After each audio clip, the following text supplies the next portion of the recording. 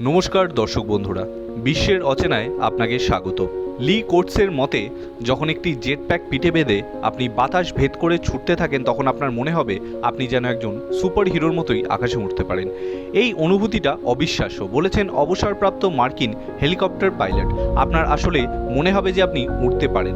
তবে বলতেই হচ্ছে, এই জেট প্যাক ব্যবহার করা বেশ কঠিন। জেট প্যাকের কথা বিশ্ব প্রথম জানতে পারে 1965 সালে জেমস বন্ড মুভি থান্ডারবলের সৌজন্যে। তখন জেমস বন্ড চরিত্রে অভিনয় করতেন শন কনেরি।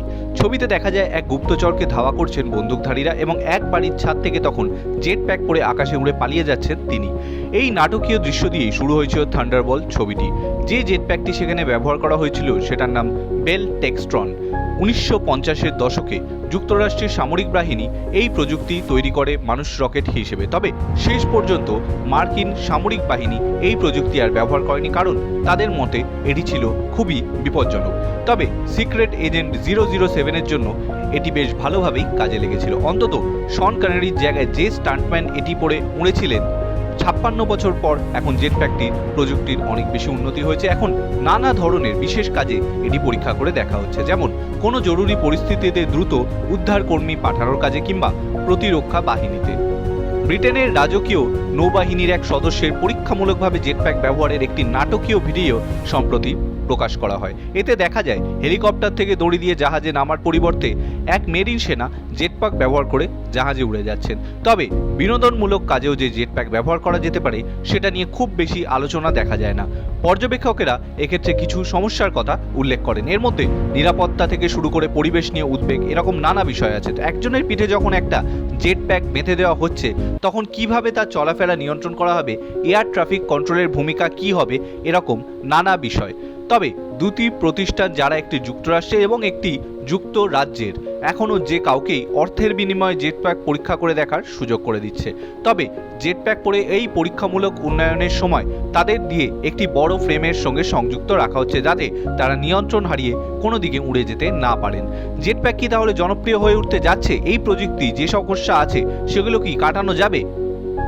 আমার মনে হয় বিনোদনের মতো কিছু কাজে ব্যাপক ব্যবহার শুরু হওয়ার আগে এই প্রযুক্তি ব্যবহার সীমিত থাকবে বিশেষ কিছু ক্ষেত্রে, বলেছেন নিউ ইয়র্কের সিরকিউজ বিশ্ববিদ্যালয়ে মেকানিক্যাল অ্যান্ড এরোস্পেস ইঞ্জিনিয়ারিংয়ের অ্যাসোসিয়েট প্রফেসর বেঞ্জামিন আকিহ।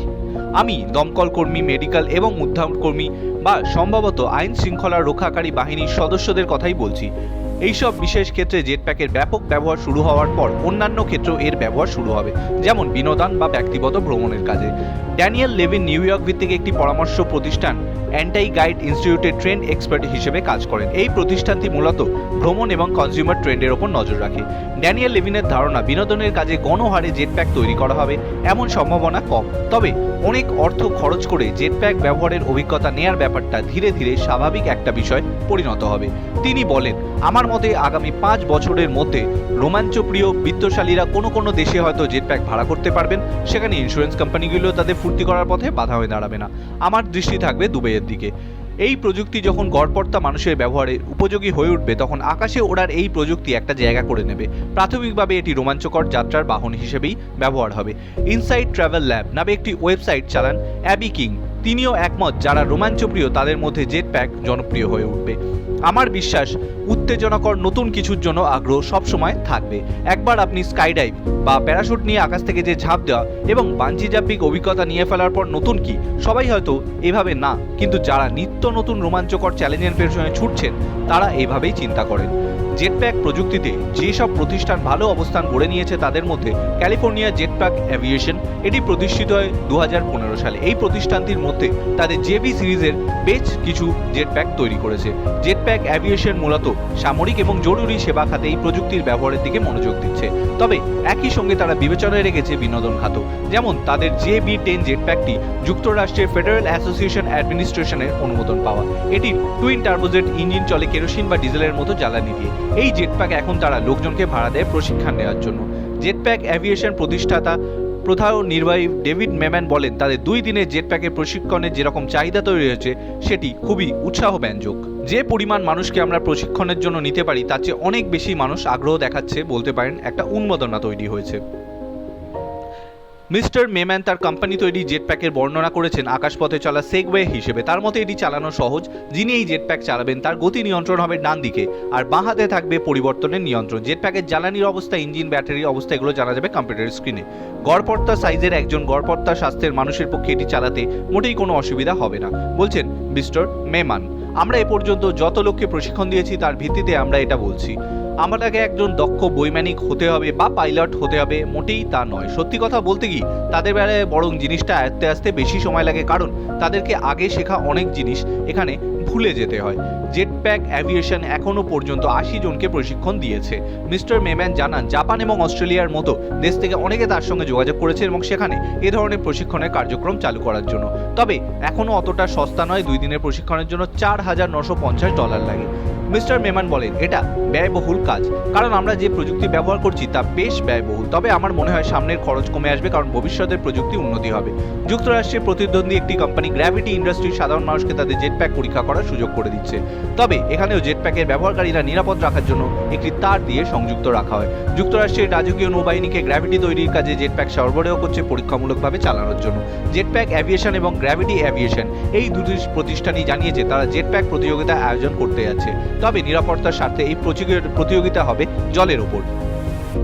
গ্র্যাভিটি আসলে তাদের প্রথম জেটপ্যাক প্রতিযোগিতা 2020 সালের মার্চে বারমুডায় চালু করতে চেয়েছিল, কিন্তু করোনা ভাইরাসের মহামারীর কারণে তাতে সেটি স্থগিত রাখতে হয়। গ্র্যাভিটির প্রতিষ্ঠাতা রিচার্ড ব্রাউনিং একজন সাবেক তেল ব্যবসায়ী এবং রয়্যাল মেরিনের রিজার্ভ সেনা। তিনি বলেছেন, যে প্রতিযোগিতায় পরিকল্পনা করেছেন সেখানে সম্ভবত সাধারণ মানুষকে জেটপ্যাক চালানোর প্রশিক্ষণও দেওয়া হবে, যাতে তারা বিভিন্ন ইভেন্টে প্রতিদ্বন্দ্বিতা করতে পারেন। আমরা চাই এটি নিজের গতিতেই বেড়ে উঠুক, তবে প্রচুর মানুষকে আমরা প্রশিক্ষণ দেব এমনটাই আমরা ভাবছি। এরা হবে ধনী এবং ক্যারিজম্যাটিক ধরনের নারী পুরুষ।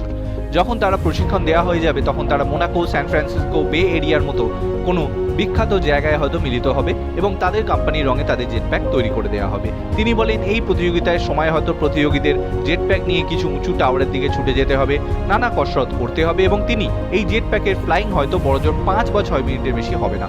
মিস্টার ব্রাউনিং বলেন, কয়েক মাস পর পর হয়তো এই প্রতিযোগিতা বিশ্বের বিখ্যাত কিছু জায়গায় হতে পারে। এরকমই মডেলের কথা আমরা ভাবছি।